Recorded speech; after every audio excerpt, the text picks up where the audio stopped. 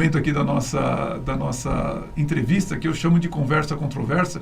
Esse é um momento em que está disponibilizado somente para quem assina o nosso canal O Executivo. Tem um link aqui embaixo para você assinar, que alguns temas, ou a plataforma não permite que nós conversemos, ou então nós temos uma opinião que é um pouco mais abrangente ou diferente do que é o mainstream. Então, vou fazer uma pergunta para o Samir agora, que a gente vai dar uma resposta inicial, mas a gente vai desenvolver mais essa pergunta na hora da conversa controversa. Samir, você é um executivo de uma empresa familiar.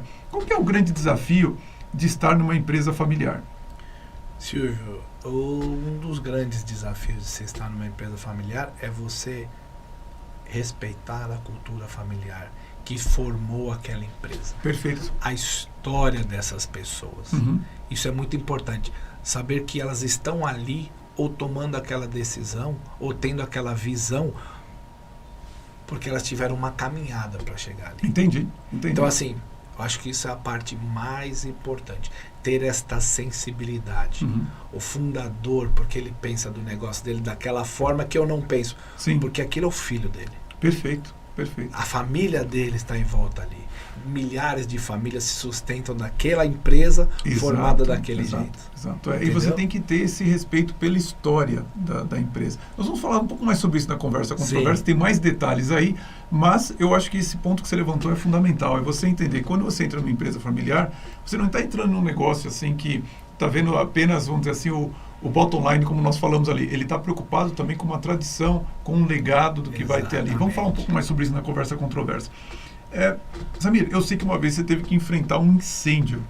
Conta um pouquinho essa história para nós e qual foi o grande aprendizado que você tirou dessa história.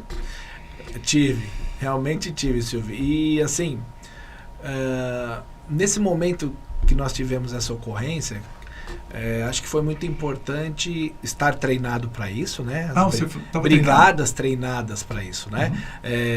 Ter conhecimento dos pontos que deveriam ser observados, né? Mas, obviamente, estar treinado para isso não significa estar 100% apto. Entendi. E foi a primeira vez que você enfrentou um enfrentamento? Primeira vez. Mas eu acho que a lição maior que eu pude aprender dessa ocorrência foi a importância do trabalho em equipe. É mesmo. Sabe? A importância da colaboração.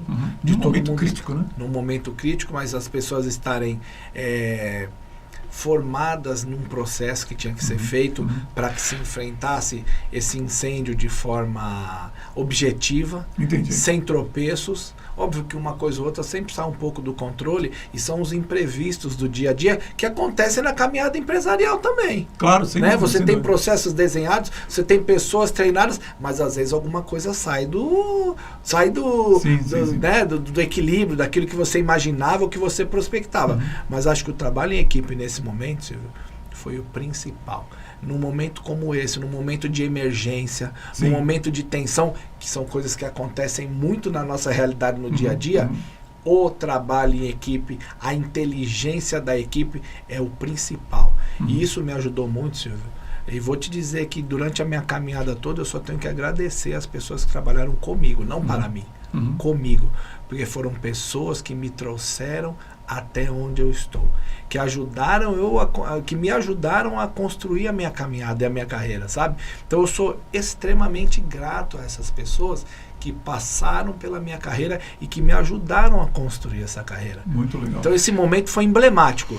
E você sabe que é interessante, porque você é um dos poucos executivos que eu conheço que passaram realmente por uma situação de emergência.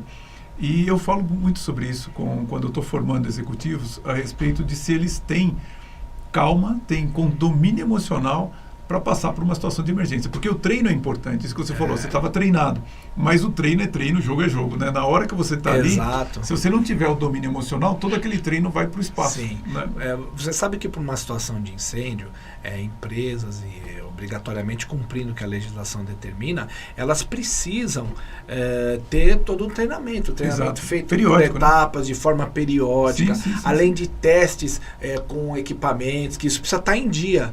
Então, assim, obviamente que isso, né, Silvio, ajuda a uma brigada, por exemplo, ou pessoas que colaboram com ela, a terem um êxito naquele evento. E tornar ele, primeiro, muito menor do ponto de vista de salvaguardar as vidas, humanas nesse caso, sim, né? sim, fundamental. E também salvaguardar o patrimônio. Sim. Não é? Sim. Então, eu acho que a gente obteve muito sucesso, apesar de ser uma situação intensa Sim. e um pouco tensa Com também, certeza. mas nós conseguimos, com o preparo que tinha sido feito, cumprindo a legislação, porque você é obrigado a cumprir uma legislação para isso, e a legislação nossa de incêndio hoje no Brasil é uma legislação extremamente rígida, e tem que ser. É verdade. E tem que ser. Tem que ser mesmo. Então, e a gente precisa cumprir. Então, acho que isso ajudou muito.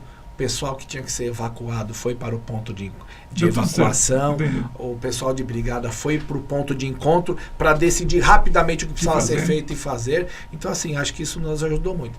Mas o trabalho em equipe ali foi primordial. Não existe vaidade, Silvio. E acho que no momento crítico realmente do incêndio, é o momento que você vê como a equipe, quando ela funciona, treinada, todo mundo assim fazendo o seu papel, com serenidade, com calma e com domínio emocional, mais do que calma, domínio emocional é quando você tem o resultado que você espera. Né? Tem muito a ver com o nosso dia a dia, né, Silvio? Bom, tem a ver, né? O dia a dia do executivo sempre ele é nervoso, né? A gente que segura um pouco apagando incêndio, que nem o pessoal fala, exatamente, né? A gente que segura um pouco a onda, mas realmente não é brincadeira, né? O que a gente vivencia, né? Acho que dominar a ansiedade, né, Silvio, é um dos grandes problemas que nós como executivos temos, né? Bom, e é interessante você ver como as pessoas sofrem com isso, né? Assim, hoje, síndrome de ansiedade, isso, assim, as pessoas não dormem bem e tudo mais. E, no fundo, se você não consegue dominar a ansiedade, você não está preparado para ser executivo, porque esse é meio que uma constante. Você tem a pressão que vem desde os conselheiros, dos acionistas, a pressão do seu chefe, a pressão do mercado, a pressão dos próprios empregados que estão embaixo de você, a legislação. Então, você trabalha numa situação de contorno que você tem tensões e risco para todo lado. E você tem também a sua pressão interna. Se você não for capaz de colocar a bola no chão e respirar, você realmente vai passar por maus bocados como executivo. Não tem dúvida quanto a isso. Aliás, o seu mercado, que é o varejo, ele é um mercado bastante tenso. Como é que você vê o futuro do varejo em geral? Até estou vendo que muitas empresas estão enfrentando problemas nesse setor. Como é que você vê isso que está acontecendo, o futuro?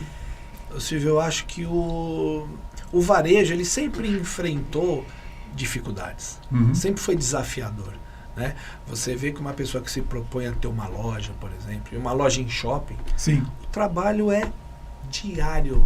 O shopping só fecha no dia 1º do ano. É pesado. Você vê, né? E fecha à noite de madrugada, quando ele não cria promoções como próxima época de Natal, de trabalhar 24 horas, obviamente que para buscar a condição das pessoas comprarem alguma coisa, do próprio comerciante obter aquele dinheiro que ele precisa, o vendedor e tal. Mas assim, o varejo sempre foi uma área extremamente, acho que hostil e que de extrema dedicação, né? Eu acho que o varejo vem passando por algumas transformações, sim.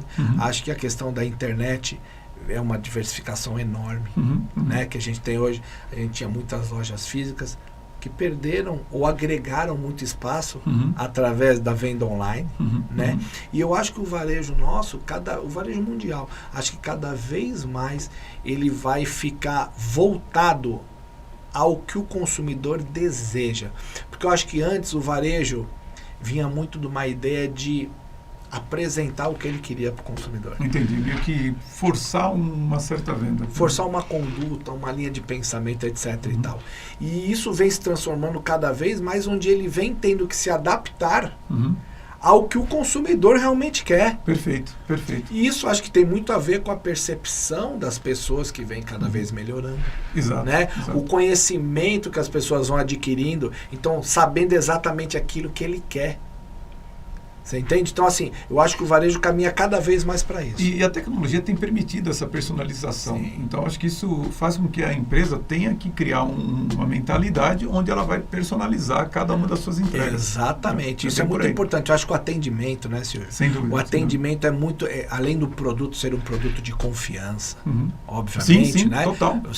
O atendimento personalizado dentro daquela linha de produto que você pode ter. Né? Você tem uma linha definida, obviamente, porque numa linha de montagem, de fabricação, ninguém consegue fazer um produto diferente a cada instante. Sim, é verdade. Mas mesmo você tendo uma linha já pré-definida, eu acho que a personalização daquele atendimento, a prestação de serviço no varejo, mesmo que ele seja online, Eu acho que ela é muito importante. Eu acho que nós estamos caminhando cada vez mais para essa personalização. Sim.